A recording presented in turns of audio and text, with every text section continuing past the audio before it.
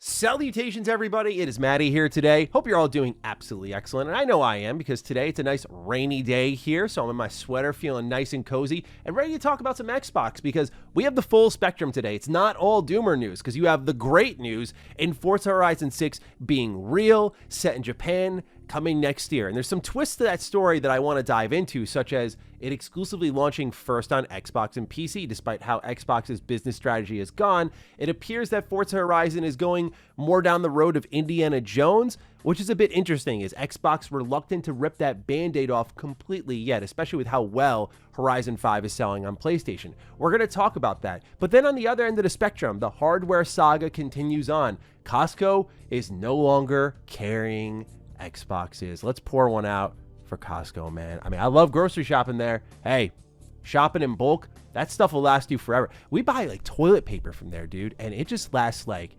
forever. And I'm using that a lot. Okay, enough of that. In between everything that you've got here, you also have some very potentially exciting speculative news in the world of licensed video games. And we know Activision has a lot of those. So what's going on there with Transformers being relisted once more and then taking down once more? We'll talk about it. Like I said, the full range is here. So ladies and gentlemen, if you're new here and you're into what's going on with Xbox, consider subscribing. First thing we got to talk about, of course, is Forza Horizon 6. So today was the Tokyo Game Show 2025 showcase for Xbox. If you've watched the channel for a while, you know I usually cover this because, number one, I feel like a lot of the audience doesn't really pay attention to it since it's not usually Xbox's biggest showcase, but as someone who loves like JRPGs and Japanese-made games, I'm always very interested in what Xbox is doing there, especially because they're still trying to really crack in and get a foothold on that region as they have all generation, and they're doing pretty well there, getting a lot of big name developers on board that were originally ignoring their platform. But usually during these showcases, you get some announcements for Xbox studio games like, hey, Bethesda's translating Starfield into Japanese, or in the case this year, Black Ops 7 has a Japan-themed map. So it's stuff like that to, hey, we got a couple of ports that skipped Xbox coming over now. Some of those drop day and date into Game Pass. Some years, like last year, it hits. This year, it was definitely just all about Forza Horizon 6. There was some okay stuff in between, but it was all things you knew about. But Forza Horizon 6 was the big reveal here. Japan has been speculated and desired for a while because of that like late night race in Tokyo drift vibe. You know, I immediately think of things like Midnight Club or other racing games I played in the early 2000s. I think of Burnout a little bit. Like, I just think of all these games and how Forza Horizon could beautifully capture that. And it's so interesting to see two franchises in the last year that are going to Japan, but on completely different paths, right? Like, you think about the demand for a Japan set Forza Horizon game and how that was just, it felt so perfect, felt so at home. And we knew one day they would do it, but they're doing it at the peak of the franchise popularity, at the peak of the franchise adoration. Meanwhile, you look at something like Assassin's Creed in Japan, and that was the break glass in case of emergency moment. And they did it, and in my opinion, especially in a world after Ghost of Tsushima and now Yote exists, they did it at a time where they got lapped. But Forza Horizon 6 is striking at the right moment because this game's going to be massive. And when I say massive, I don't just mean in the terms of content and scale, which I have no doubt this will be very, very big. I'm talking about just the player count. In my opinion, this will be no doubt the biggest Xbox game this generation. And if Elder Scrolls 6 comes out this generation, I think it's the only game that will beat it. But I think Forza Horizon 6 is going to feast for a very, very long time. One way to support that is just to look at how well it's done on PlayStation 5. As of July 22nd, Alinea Analytics reports that Forza Horizon 5 is the top-selling new PS5 game for the year, selling over 3 million copies on PS5 and overtaking Monster Hunter World, which Monster Hunter World sold over 10 million copies in a single month. That's pretty crazy to think about. So Forza Horizon 5 is killing it. No doubt 6 will continue that trend unless this game is horrendous or broken, which is really hard to imagine with how much Playground has nailed Forza Horizon for years and years. But here's the little bit of a twist, right? In the trailer description and on the Xbox Wire, they write that Forza Horizon 6 will first launch on Xbox Series X and X consoles and PC in 2026. Now, in a world where Xbox has, you know, not been doing full-fledged exclusivity and at the most timed exclusivity, I found a 2026 game following this strategy to be a little surprising. More so because it's like, are you guys going to rip the Band-Aid or not? Like, my brain immediately starts to theorize, is this because Xbox doesn't want to commit to this strategy yet? Is this because they saw something with Indiana Jones where they're like, hey, there's value to having our game exclusively on our platform first and then coming to PlayStation? Are they doing what PlayStation effectively did with PC titles? Like, hey, we're going to bring it to our core console first, and then we'll do PC a little bit later, and that audience will eat it up. Is that the play for Xbox? Because some games are day and date, and I thought if you put a gun to my head and went like, yo, Matty, is Forza Horizon 6 going to be day and date on PlayStation? I would be like, yeah, absolutely. This thing's going to print money. We know how much Xbox and Microsoft love money right now. I mean, they always have, but you get my point. It's very apparent now. So I was a little bit surprised by that one, but nonetheless, I imagine this will be like an Indiana Jones moment where we're going to probably get like, you know, the reveal of the PS5 version sometime before the Xbox version comes out. That would be my guess. I just don't see this being like a secretive thing that they hold on to for a while. But the more interesting broad conversation beyond that in 2026 is how things are shaping up for Xbox in their 25th anniversary. You're getting Forza Horizon 6, but Playground's not done there. We have a pretty strong feeling that Fable will finally be coming out next year. It got delayed out of this year, which was extremely disappointing, to be honest with you. However, with that, we saw Obsidian fill in the summer showcase slot with a double feature direct. And in that direct, we got The Outer Worlds 2, but we also took a look at Grounded. And that started to open up the idea of like, well, is next summer going to be Fable and Forza Horizon 6? And that feels pretty teed up. I mean, these are two massive games that could absolutely earn their own showcase. We know Forza, while its player count is huge and its sales are crazy, hardcore gamers will complain about that a bit, but if you balance that out with some Fable, suddenly Forza in a showcase like that doesn't sound too bad. But it really does set up what I think is a very interesting 25th anniversary for Xbox when you include this alongside what seems to be the next Halo game. And on top of that, you can throw in their Gears of War and who knows what else. But it should be a big year for Xbox, and it could be even bigger if they include back compat. Remember the 20th anniversary of Xbox where they added a bunch of new backwards compatible titles? Well, I've had a prediction for a while that I feel some way, somehow, they're going to bring back a lot of these licensed games from Activision. Activision has published everything from Marvel games to Transformers games to Ninja Turtle games, Avatar: The Last Airbender, Legend of Korra. Like, they have so many licensed games. They had a death grip on so many, especially someone who, go look at Retro Rebound, the amount of Spider-Man games we've covered, they all have the Activision logo on the cover. Activision has so many Marvel games underneath their banner, including the GOAT, Marvel Ultimate Alliance. And in this conversation, really beginning in 2023, a lot of us were wondering when the acquisition was finalized between ABK and Xbox, this copium level dream was, can Xbox bring back backwards compatibility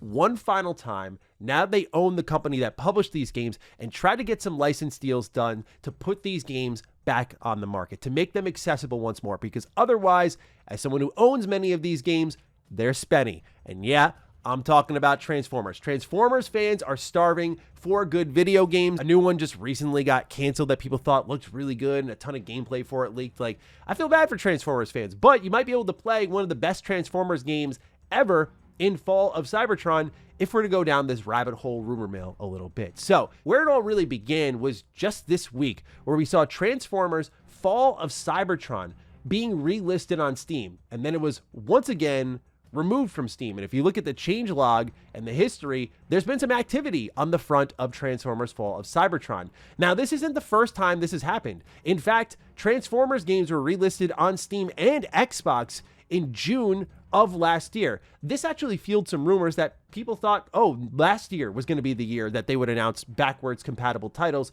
to arrive on Xbox once more under all of these licensed games that have been off the market for a while. Rolling back the clock a little bit more, in 2023, Hasbro, who obviously has the Transformers license, was talking about the Transformers video games. And they claimed in a conversation that Activision had lost the code for the Transformers games on a hard drive in its offices somewhere, and therefore these games would never come back. But then Stephen Totilo spoke with Hasbro, and they said, to clarify, comments that suggest Transformers games have been lost were made in error. We apologize to Activision and regret any confusion. So they're still there. There had to be a conversation, a realization of like, we can bring those back, because that's what sparked the whole conversation. Will you bring these games back? And they're like, no, we can't. We would, but we can't.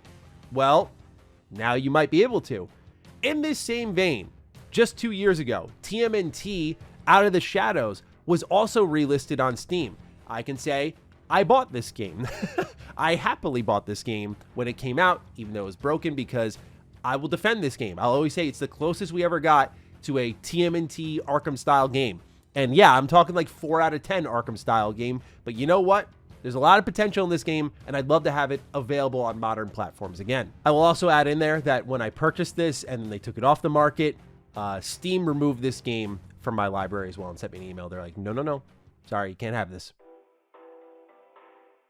Anyway, this is another Activision published licensed game that suddenly came back on Steam. So you're starting to see a trend here, right? TMNT comes back, Transformers comes back multiple times. I don't believe too much in the whoopsies, I flipped this switch, once, maybe, okay, I guess. I don't know how it happens, but okay. Twice, yeah, I'm not really buying it. 3 times, and it's twice with the same IP, something's happening. I'm sorry, like, I don't know when it's happening. I don't know if it'll ever come out, but they're trying something. I don't know if they're gearing up for something. My prediction, again, looking at the 20th anniversary of Xbox, is like, maybe sometime next year, they're like, hey, these games are back. Is this a new sort of back compat launch that they figure out where, because a lot of games that they couldn't get in the back compat program were down to a few reasons. 1, the code was lost. 2, some of the developers who made these games or publishers that put these games on the market were out of business now. Or 3, license deals. Given Activision is in business and these other businesses that handed out the licenses are in business as well, i.e. Marvel, Disney, Hasbro, I feel it could be worth the headache to figure this out. Now, my prediction has long been that they're getting the licenses ready to go, not to relist these games at their launch prices all those years ago, but like they're going to sell you these games again, remastered. Why wouldn't they? I feel like Microsoft's in there, we want to make a lot of money phase, and that's a really easy way to have just recurrent content year after year. Selling Marvel Ultimate Alliance again, I'm not like vouching for this, saying I want this, but if they're going to be the business they've been as of recently, this would not stun me at all. So yeah, maybe they're teeing something up for the 25th anniversary of Xbox, celebrating some form of backwards compatibility and bringing some games back. That's a hopium dream, a copium dream even, no doubt about it. But man, it would be cool. There's a lot of games that Activision published that were a big part of my childhood, and I'd love for Xbox and Microsoft to reach even deeper into that catalog and start pulling out like the Sam Raimi Spider-Man games, putting those in like a trilogy collection on modern platforms. I'd lose my shit, dude. So yeah, we'll see what happens here, but I do think something has to be happening with Transformers soon, since it looks like both sides are game and there's a lot happening on the back end. This last one's just an interesting little tidbit and kind of a carryover from our conversation about Xbox's hardware price bump. This comes from gamesindustry.biz. They write, Costco stopped selling Xbox consoles in the UK and US. A UK Costco store told gamesindustry.biz, we actually don't have the Xbox anymore. Now, gamesindustry.biz breaks it all down, saying this was originally reported by The Gamer, where Reset Era user Kubev noticed that Costco's online store is no longer carrying Xbox hardware in the US. Gamesindustry.biz confirmed this, and if you look at the Wayback Machine, Costco had an Xbox category in May of 2025. The same showed up for the UK. Since then, the UK store for Costco has confirmed this, and then Destin Legary called Costco and said that I was told that they will no longer be carrying Xbox consoles. Quote, we don't have any plans going forward to carry an Xbox console, end quote, saying it was a business decision. They did say they have some great deals on Switch and PlayStation though. Now look, I'm gonna keep it real. I've only bought a video game one time at Costco, and that was Mario Wonder. I think I was out getting pretzels because that's like my favorite snack, and I like buying my pretzels in bulk. Sue me. But in that moment, I was like, hey, I'm trying to make a video for Retro Rebound on this new Mario game, and it happens to be here. Hey, I wonder what buying a game at Costco is like, and you buy this, you grab this like big piece of cardboard and you just throw it in your cart. And you're just like, okay, I'm gonna wheel it up, and someone goes into like a back room and grabs it for you. A little bit ancient, but hey, when I was a kid, like these types of warehouse stores, I remember buying video games from Sam's Club growing up a lot. Like every summer, my mom, my Mimi, and my brother and I would go out on these big like summer shopping trips to kind of stock the house with snacks. It was just a great childhood memory. But while we were there, maybe we'd pick up a book, maybe we'd pick up a little video game. Good times, man, really good times. Love those types of memories. But I do know a lot of people buy their stuff from these warehouse stores. I'm not going to act like Costco is the first place I go to for my hardware, but it does indicate one thing, right? Which is like the price changes happen. Stores are finding it less valuable to stock Xboxes, or Xbox is not finding it valuable to put stock in these stores. Like I mentioned in our last Xbox video, a lot of it just screams defeat. Like, all right, punt it to the next generation. That was less than ideal. Let's see if we can figure something out here. None of this really surprises me, but it just feels it's getting more real. Like, they're done, dude. I just, again, that's why I find at the top of the video, the move to make Forza Horizon 6 like your biggest game of the generation, in my opinion, exclusive, even for a temporary amount of time, it's just really weird with how your hardware is trending. Like, don't you want to capitalize on that? I don't know. Maybe I'm crazy. Maybe I'm not a good businessman after all. Who knows? But ladies and gentlemen, that's your Xbox news for the day. Cool announcements, interesting speculation, and some bad hardware news. It's really the state of Xbox, I think, in a nutshell. But I leave it to you, ladies and gentlemen. Let me know what you're thinking down below. Other than that, take excellent care of yourselves, and I'll catch you in the next one. Stay sexy, stay active. I love you all. Peace.